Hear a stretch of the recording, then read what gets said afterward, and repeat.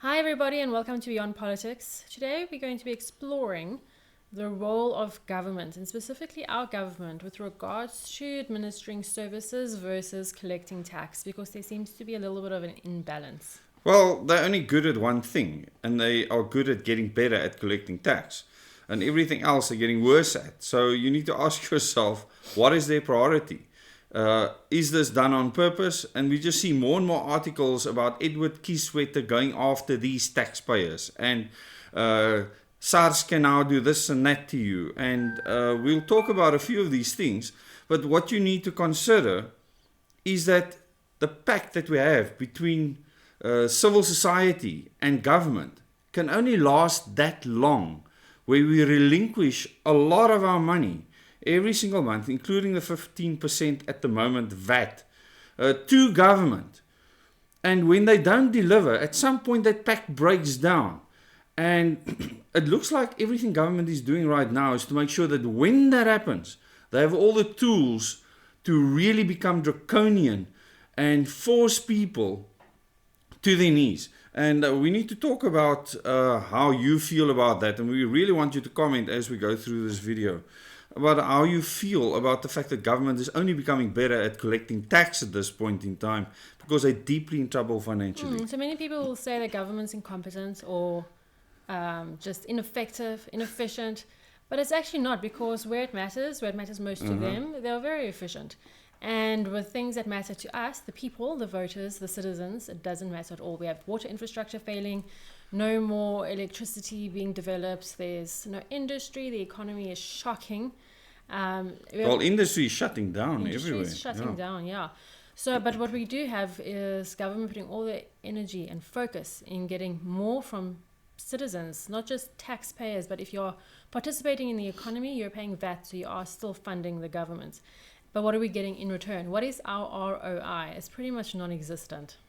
And the thing is, if you look at what they are focusing on, it's all things that can monitor, track, and trace you. And this is what SARS is focusing on. And they're using artificial intelligence and many other programs to monitor, track, and trace your every move, everything you buy, everything you do with any kind of transaction. And this is why they want to get rid of cash. And Lauren's done videos on the cash being taken out of our civil society as fast as possible in the Southern African region. Many African countries on board with this idea, but the people might not be on board. You know, we have a massive informal economy, especially in South Africa, and a lot of people have said, but it's impossible for them to do that. Watch this space. They are doing it. And let me tell you something. There's large incentives for them in doing that. For people in government, individuals in government, because parties are getting funding from large international interest groups and individuals that want these things to be implemented, which means what for the voter at the end of the day? Again, my worst nightmare is that we're just subservient to the government forever. We're just subjects forever. That our entire existence, we wake up every morning to serve the government and nothing else. It's completely the wrong way around. Government was birthed out of society's need to manage conflict, more or less, and over the centuries upon centuries, it's become very complicated. And I think South Africans just need to look at it clearly. What is the actual true function of government? Do we need government micromanaging every facet of our being? Absolutely not. And now with the tax situation, SARS is saying that they have the right to stop you from traveling overseas if you owe the government money. The government that has done nothing for you.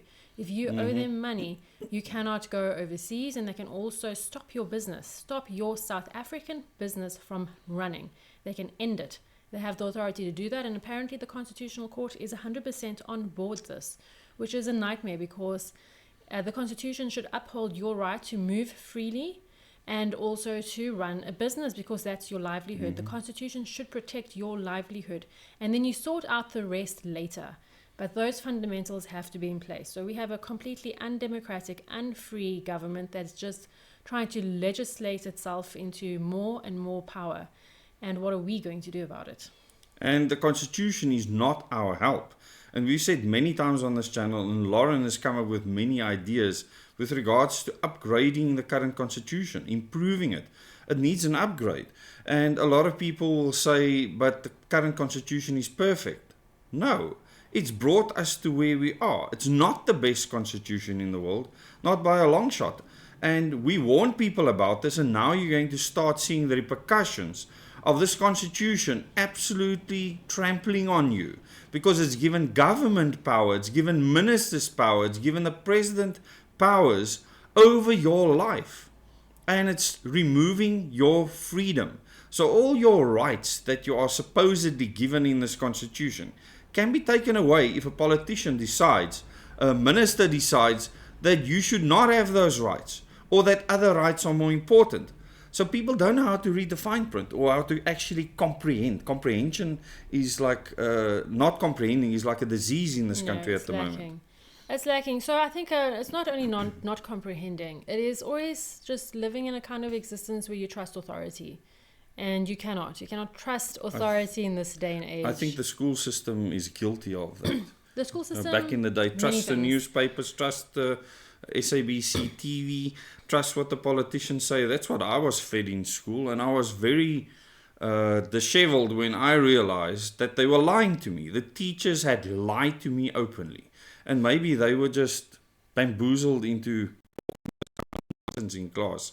And it's a travesty, and I'm sure it's still continuing today. So on back to the SARS issue, it says here the powers vested in the senior SARS official to require the taxpayer to cease trading have significant implications for any business. So SARS can require you to cease trading, and this underlines that non-compliance when it comes to your tax obligation is not an option. Is this constitutional? When taxpayers are hit by these orders, they have a choice between compliance, seeking court relief, or facing a range of legal consequences. The High Court in Pretoria recently ruled that these provisions in the Tax Administration Act are constitutional. But that's a High Court, not a court. It hasn't gone to the Constitutional Court specifically, but they're probably using their legal knowledge to assess how the Constitutional Court would find this. And it doesn't look like it's in our favor. Well, it's never going to be in our favor when it comes to tax collection. But once again, I want to talk about that contract, that pact between civil society and government. And during the COVID-19 pandemic, that pact was thrown around wildly, wasn't it? Where it said that everyone should get vaccinated, because that is a civil societal pact that everyone should have, that everyone should look out for each other. Come on, people. This is South Africa.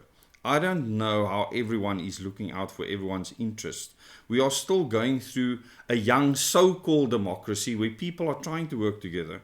We are trying to forge a South African culture, besides sport and arts.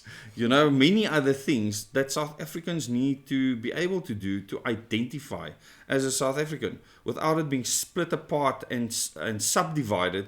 And that's something politicians are obviously very good at doing. We need to find our niche.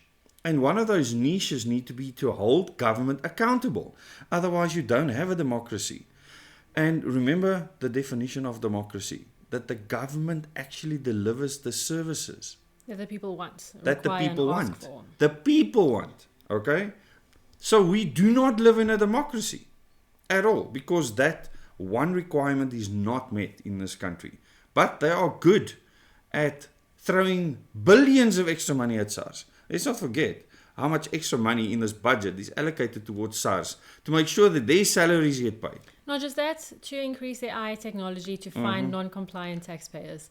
So I'd love to hear your thoughts on the role of government. What role do you see government playing in the future, or ideally in the ideal world? What do you think of tax? Do you believe in zero tax? Do you think all tax is theft? Do you see that there is place in a country for tax? Or do you think that the government should solve massive social issues?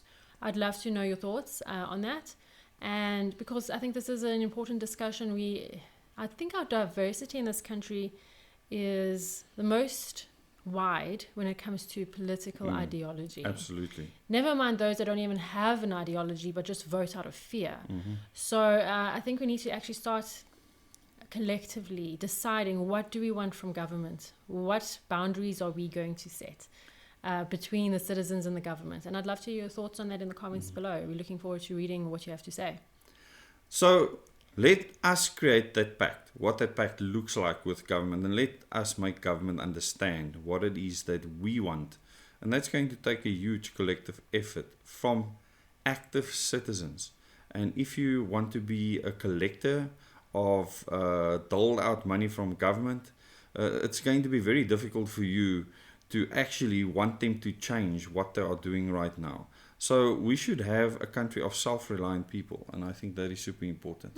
I suppose our culture, no matter our South African culture, a new culture that's birthed, could pretty much be anti-government and anti-establishment in the sense that we are so wildly passionate about freedom that we put that first above all else. And I think that would be a good starting point in forming a new national identity, one that can create a sovereign South Africa so that we can withstand any global threat, whether it's another nation throwing tantrums or whether there's another nation wanting to invade us for minerals or whatever it is.